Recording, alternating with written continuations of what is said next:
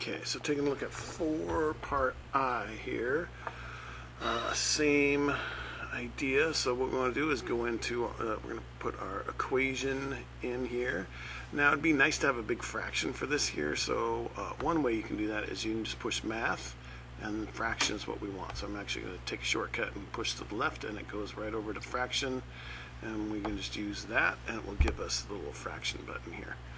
Okay, so now we've got 3x minus 9. You could also do the whole thing in parentheses, like the top in parentheses, divide by it, and then the bottom in parentheses, but this is a little bit more satisfying to make sure that I know that I've got the right thing in there. So we've got x squared minus x minus 2.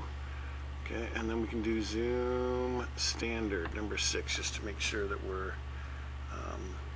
starting with a 10 by 10 on the x and the y. So this is what our graph looks like. So first thing we want to do is find the axes intercepts. So let's do second trace, which is calculate, and we're going to find the zeros. It does not appear that there's one over here. There's definitely not one there, but it looks like there's one right here. So let's just fast forward over there. Make sure the y is still negative here, and then really all we're looking for is when the y turns positive, when we know we've passed through. And to the other side, so then we get x equals 3, so x intercept at 3, and then let's see if there's any more over here. It looks like it could possibly go down over there, so we can double check. Do number 2. And we're already up above, so that's good. We'll push enter, and then now we're just going to scroll over, and we're going to watch this y value here. If that y value drops back into the negatives, then we know that we've crossed back through. Now it's going to go past the edge of our screen here, and it looks like it's not getting any closer once it gets to this 21 over 88. So we'll do enter and enter just to get rid of it, and it's going to give us an error, no sign change, because it looks to see when it changes from positive to negative or negative to positive, and in this case it did not change at all. So feeling pretty good that there's only this one x-intercept. Y-intercept, we can do second trace, which is calculate, and we're going to look for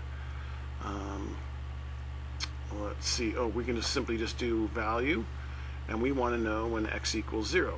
When x equals 0, that's going to give us our y-intercept, which is 9/2, which is 4.5. So the y-intersect, let's do that, at 4.5.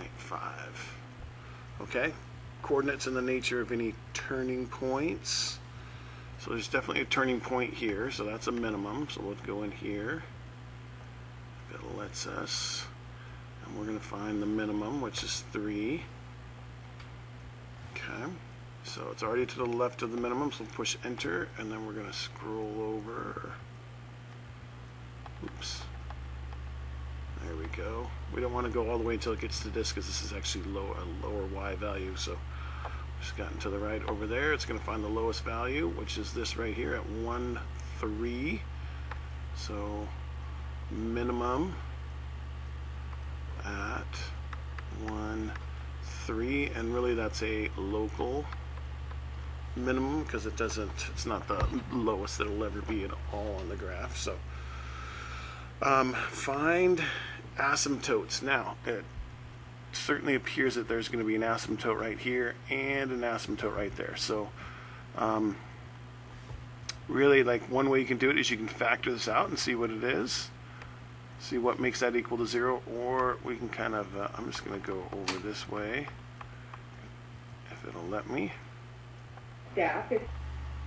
Okay, so what we want to do for that is second trace, and actually, sorry, we don't even want to do second trace. We're just going to do regular old trace on this thing, and if we push to the left, we'll look at our x values at negative 0.6, negative 0.7, negative 0.9, and now that we're at negative 1, it went way down here to negative 65. So it appears that there's an asymptote at x equals negative 1. And then we can go back over here on trace, and then we should still be on trace here. Okay, so now I start pushing to the right. It's back. Look, it's back up here on the top again. It's going to pop up there again. And now we want to see if there's another one here. So look, we're at x is 1.66, y is at 4.5. It's going to get bigger and bigger. We're almost at 2.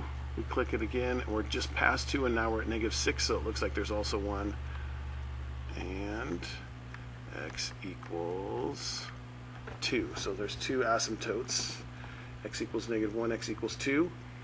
Domain and range for this thing, it's really going to be, let's see, you know what, we've got another turning point up here that we forgot to look for, because it's going to come up here and it comes right back down there. There's like a little trick to finding these when you get these weird looking graphs like this. The one with the sharper turn usually has a maximum or a minimum, so let's find that. Second trace, which is calculate. We're looking for a maximum. Okay, so we can push enter there, that's fine. And then now we're going to watch the y value. It should go up to 0.1, 0.17, 0.2, and as soon as I see this value start to get smaller, which it's still getting bigger, 0.29, 0.31, 0.32, 0.33. As soon as that thing starts to get smaller, then we know that it is it's starting to come back down. Now it looks like it's, yep, there it is, 0.32. It is now coming back down. So let's check. We'll push enter and then enter again, and it's going to tell us our maximums right in here somewhere, right? At 5 1/3. So there's a max, local max at 5 1/3. Okay, so domain and range then. The domain, the x's, we're going to get all real numbers except for our 2 asymptotes. So real numbers not equal to -1 or 2. And then our range, when you look at this thing here, it goes forever ever and up, forever and ever down, but it doesn't go in here. So I would probably be easier just to do a couple of these. Y is going to be greater than or equal to, the minimum was at 1/3, so it's going to be greater than or equal to 3. And then also y is going to be less than or equal to, right here, it's going to be less than, remember the y value is 1/3, so it's going to be less than or equal to 1/3. You can write it like that, and that's just fine. And then sketch the function showing its key features. So x-intercept is at 3. Y-intercept is at 4.5. Local minimum at 1 and 3.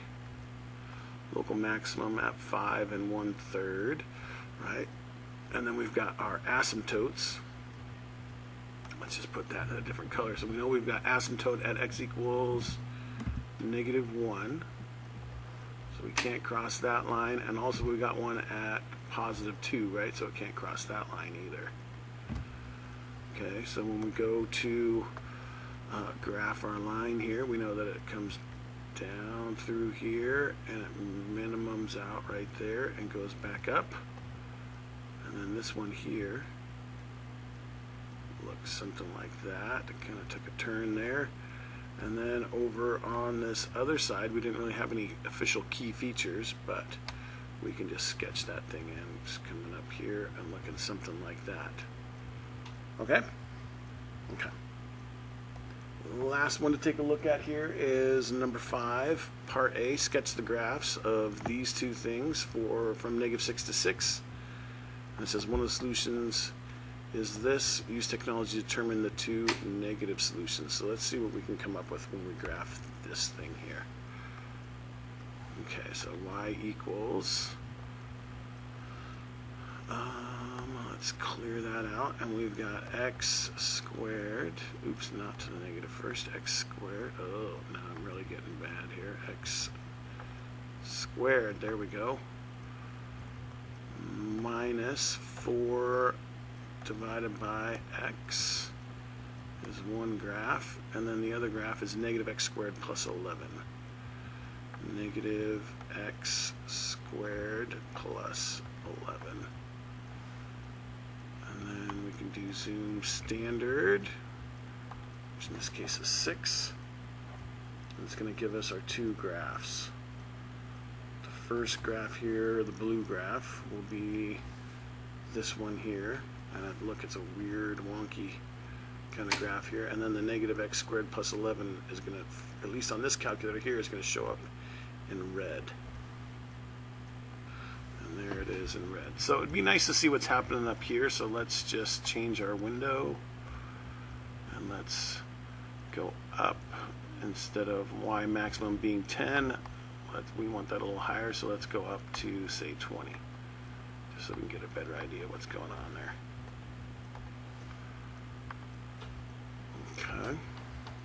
Okay, so here's what our graph looks like. So sketch the graph.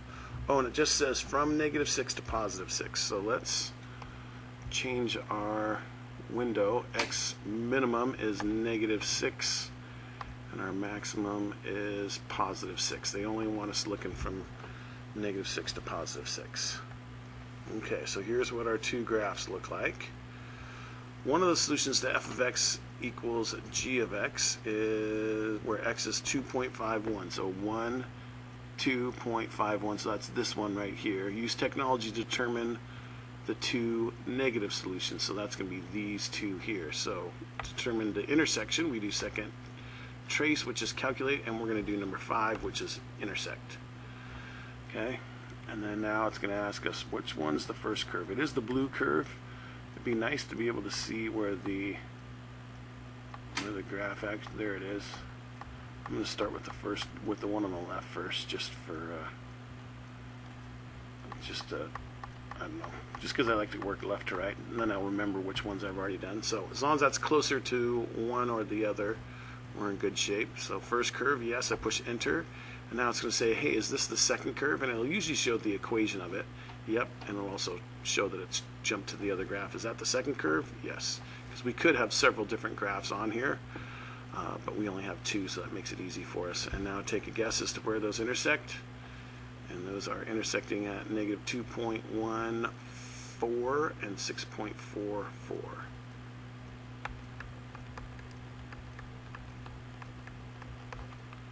So there's one of the intersections. Now, if it says, ooh, yeah, it says solution. So when it says solution, you don't include the y. You only include the x. So one of the solutions is negative 2.14. Okay, we don't need the y. So the other one, we do the same thing, second trace, which is calculate, and we're going to look for the intersection. And then now, if we were to do enter, enter, enter here, it's just going to give us the same solution. So we actually have to move this thing over closer to the other intersection.